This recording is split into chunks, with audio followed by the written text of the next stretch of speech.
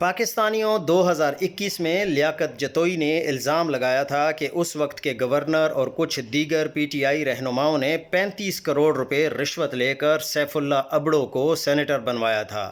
اس الزام کے بعد شہباز گل اور دیگر پارٹی رہنماؤں نے اس معاملے کی تحقیقات کرنے کے بجائے لیاقت جتوئی کو کارروائی کی دھمکی دی تھی۔ آج لیاقت جتوئی کے الزامات سچ ثابت ہوئے۔ ایسے ہی کئی بہروپیے 2023 کے بعد نہ صرف تحریک انصاف میں گھسائے گئے بلکہ انہیں تو اہم عہدوں پر براجمان کر دیا گیا۔ اب عہدوں پر براجمان مفاداتی ٹولہ ایسے ہی پیسے پکڑ کر عہدے اور ٹکٹ بانٹتے ہیں اور نظریاتی ورکرز کا احتسال کرواتے ہیں۔ پھر جب مشکل وقت آتا ہے تو مفاداتی اپنے ضمیر کی بولیاں لگواتے ہیں۔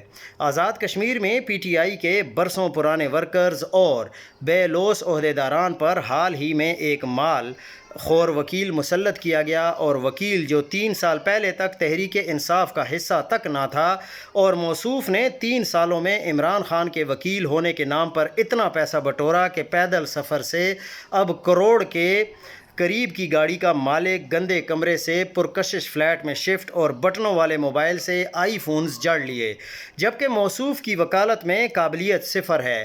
اب اس سے میرٹ کی بالادستی یا نظریات کے پرچار کی کیسے توقع کی جا سکتی ہے؟